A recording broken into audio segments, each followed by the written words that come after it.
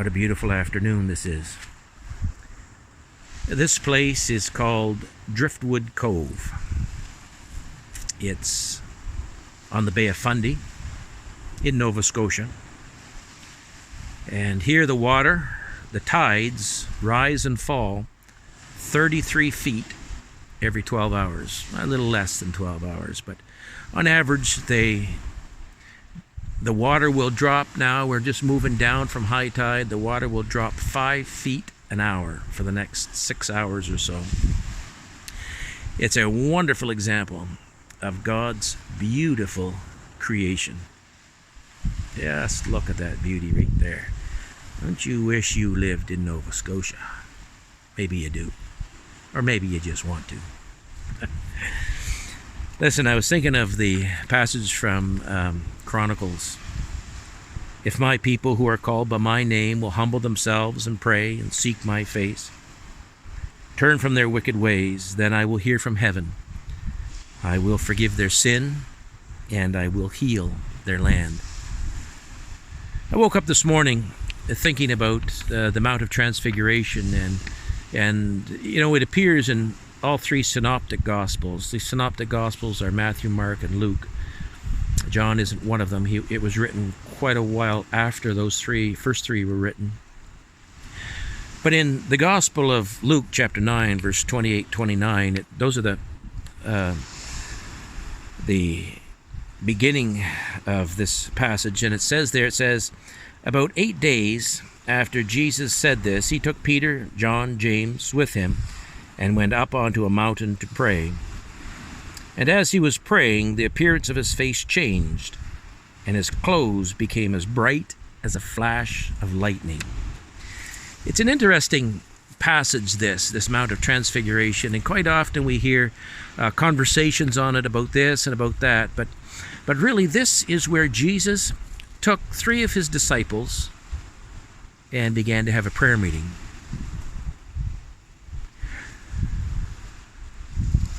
As I was reading this morning earlier on, I thought to myself, after Jesus said what? I mean, that's how it starts. About 8 days after Jesus said this, he took Peter, James, and John with him up onto the mountain. So the question is, after Jesus said what? Well, the answer to this is, after Jesus talked about some things that were precipitated by Peter's confession as to who he was. Remember this. Jesus asked them, who do people say that I am? They answered, well, people are saying all sorts of things. Some are saying you are a prophet. Some are saying that you are John the Baptist. Some are saying that you are Elijah. So Jesus asked them, okay, who do you say that I am? And Peter responded. You remember this. Peter responded. He said, you are the Christ, the Son of the living God. That's Matthew 16:16. Then Jesus said this interesting thing to Peter. He said, Peter, this was not revealed to you by man, but this was revealed to you by my Father in heaven. And I tell you that from now on you are Peter, Petra, and on this rock I will build my church, and the gates of Hades will not overcome it. I will give you the keys of the kingdom of heaven. Whatever you bind on earth will be bound in heaven. Whatever you loose on earth will be loosed in heaven. And then he warned his disciples not to tell anyone what they had just learned. I want you to notice a couple of things here that Jesus said. He said, after this moment of Peter's confession as to who he was, Jesus went on and he said he had to go to Jerusalem, be crucified. In effect, he told them what was coming in the next few weeks. I've wondered as I read that, I thought, would I like to know what the next few weeks hold in this pandemic? Would we like to know that? Well, we'd like to know it if it was good news. Not sure we'd like to know it if it was bad news. Would you really like to know what life will be like when the second wave comes through. His disciples responded to what he said, and they said, "No, Lord, we're not going to allow this to happen. This is not going to happen." And how many times people say things, "It's not going to be as bad as the doctors say. We won't let it happen," or at least someone won't let it happen. We're going to do something about this. We're not going to see this trauma or tragedy come to place. Most times we only want to know the future if it is a positive future. Peter, in speaking of Jesus' death, said, "Never, Lord, this shall never happen."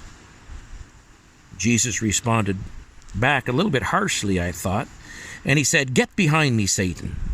You are a stumbling block to me. You do not have in mind the things of God, but the things of men." That's Matthew chapter 16, verse 23. I wonder how often we pray. I wonder how often we speak to God asking for the things of man.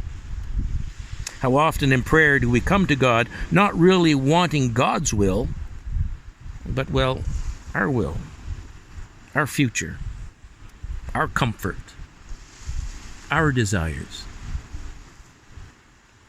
Jesus went on and said, if anyone would come after me, he needs to deny himself. He needs to take up his cross and follow me. For whoever wants to save his life will lose it.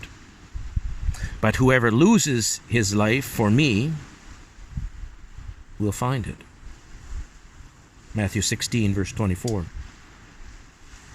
He goes on in verse 20 there, and he says, what good will it do for a man if he gains the whole world, yet forfeits his soul? Or what will a person give in exchange for his soul? These are some pretty heavy things. This is not information for public consumption, really. Jesus is not saying this to the general population. He's saying this to his followers, to his closest friends, to those who have said, yes, they will be a follower of Jesus Christ, to those who have given up everything to follow him. Three things are happening here. Number one, God has revealed something of his plan and purpose to the disciples through Jesus. Jesus asked, who do you say that I am? Peter responded, you are the Christ. And Jesus said, Peter, do you understand what just happened? This was not revealed to you by man. You didn't learn this in a textbook. You didn't hear this in church. This was revealed to you by my Father who is in heaven. See, this is a revelation about something of God's plan, how he will speak to people. That's number one. Number two, Jesus had revealed something of the future to all the disciples in a private conversation, not in parable form. You notice, this is not a parable. This is not him talking to the masses, behold, a sower went forth to sow, and as he sowed some seeds. This is not that. What this is Jesus having a private conversation with his disciples, just him and them. If you want to have a private conversation with Jesus, you need to be in a place where you can hear him speaking to you. Number three, a number of days after Jesus said this, he took Peter, James, and John up on a mountain and showed them a deeper revelation. Verse 29 of Luke 9 is very clear. Now notice this. Listen to this. Listen here. As he was praying. As he was praying. So in the very act of praying, as he was praying, he began to change. Did you imagine? As he was praying, the appearance of his face changed. Read it. Verse 29, Luke 9. As he was praying. So part of his prayer time dealt with a change that was happening within and around him. As he was praying, the appearance of his face changed. That was number one. Number two, it went further. As he was praying, his clothes took on a different color or a different brightness. It says his clothes became as bright as a flash of lightning. Not only did he change, the atmosphere began to change. The whole realm of reality began to change. As he was praying, two other men appeared. As he was praying, two other men appeared, Moses and Elijah. It says in glorious splendor, and they were talking to, they didn't begin talking, they were talking to Jesus.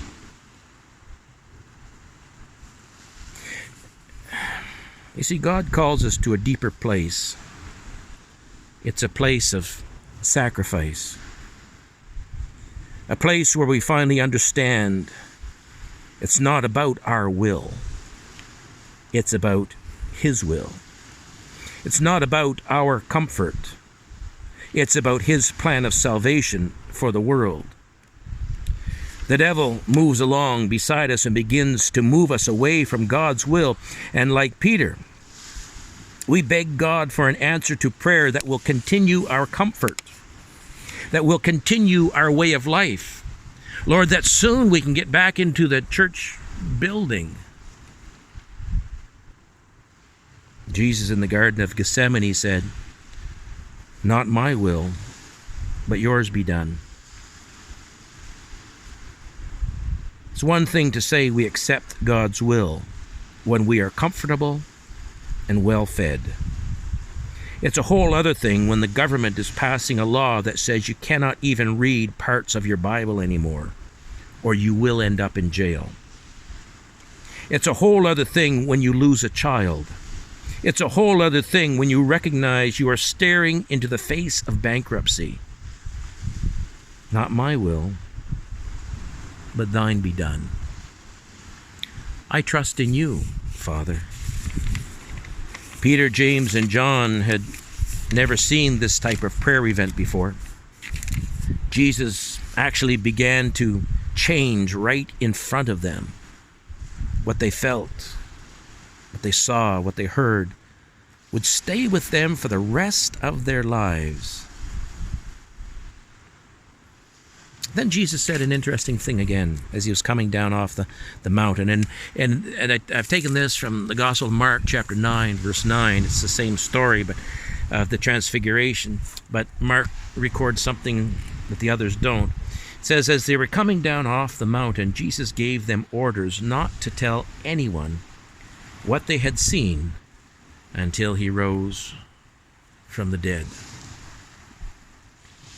You see, this passage begins with Peter's word of revelation from the Father, "You are the Christ," and Jesus says, "Don't tell anybody that just yet." And it ends with them coming down off the mountain and Jesus saying the exact same thing. Don't tell anyone what you've just seen and experienced and heard, not just yet, after a little while.